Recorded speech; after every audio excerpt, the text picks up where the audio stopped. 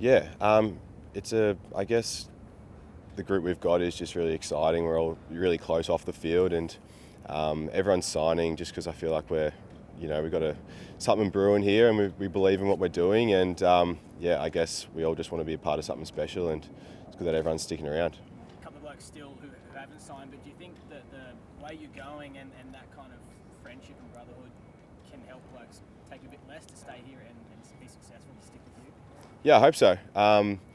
It's obviously, everyone's got to make their own decisions and stuff like that, but I think with the guys who are out of contract, we really value them as people, and we would love them to stay, but they've got their own stuff that they have to cover off first. But yeah, we want everyone here for I guess Who are you working on the most? Who do you want to announce? Well, them all.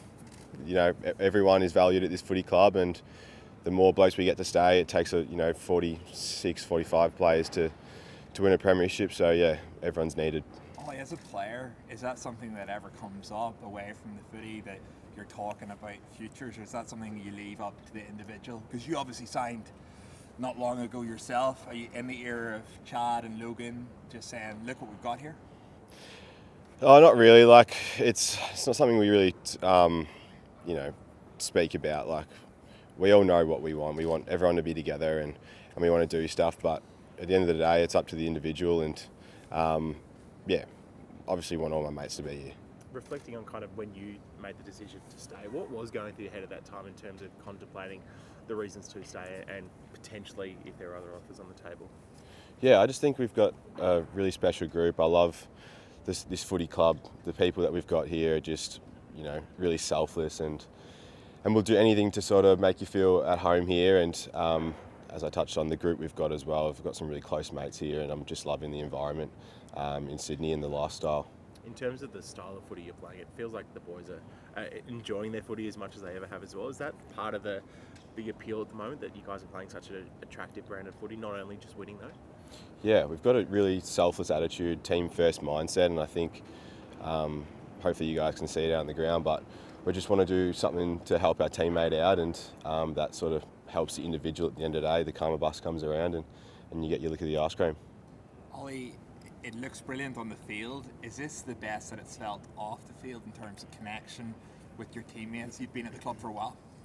Yeah, it's obviously easy when you're winning, but I think in the hard times as well, that's where you really build that sort of respect and trust. And we've been, we haven't been at the top our whole life, but we've sort of stuck around together, and to sort of, I guess, going in the right direction now is great, but there's still a long way to go, and Did you grow up playing in winning teams? Like, have you ever won 10 games in a row before? I don't think so. No, I won a under-18s championship with the Dragons. I think we were pretty decent, but no, it hasn't always been like this. So when I first got to the club, they made a granny, and then we went 0-6 when I got here. So I was like, all right, is this my fault?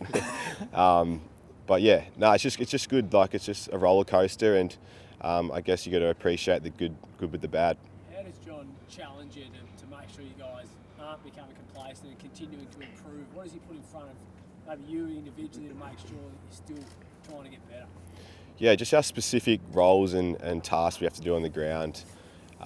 We know that, I guess, we're the hunted, and teams will want to come out and really test us and put us to the sword, but I guess it's up to us to sort of match it. But yeah, we just love playing footy with each other, and it's just exciting. How are you dealing with that pressure? You said we're the hunted, there is a target, it's almost like every week it's the cup final playing you guys. How are you dealing with that as pressure as a team? It's fun, it's a privilege. Every team's good, I guess, and you have to sort of bring your best every week, because you get found out pretty quickly. And but yeah, this group's embracing all the tough times, and yeah, I'm really proud of everyone.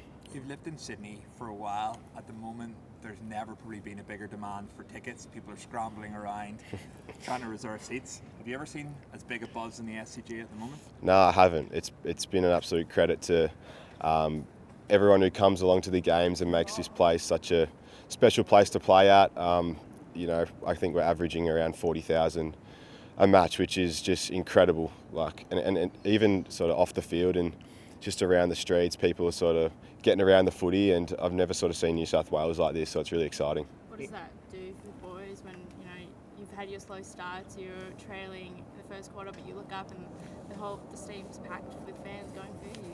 Yeah, it's unreal. Like, as I said, to be able to play in front of this crowd and when we're going not so well, they're sort of still sticking around and they have that belief in us, which we sort of have in ourselves as well. In terms of the team defence at the moment, you guys are the number one defence in the competition. Are you noticing that teams are trying new things against you to try and unpack you? And what are you guys working on each week to keep that defence strong? Yeah, a little bit. I guess, playing each week, it's a lot of problem solving going on, and we've got very specific roles that we have to sort of do and have that really like team first mindset. But yeah, teams are trying new stuff, but I guess it's exciting, and if we can sort of steer them away from what they're naturally good at, that's good. That's a win for us. It's such a solid group in terms of who's been able to play. I think it's about 16 players that played every game, but we've obviously got the skipper potentially coming back in a couple of weeks' time. Where do you think he fits into that puzzle? Yeah, you have to ask Horse. I think, getting our skipper back, someone that we value so high at this club, is just going to be great for this team, and I can't wait to play with him again. Obviously, he hasn't been on the field with you guys, but can you talk a bit about his impact on the team off field?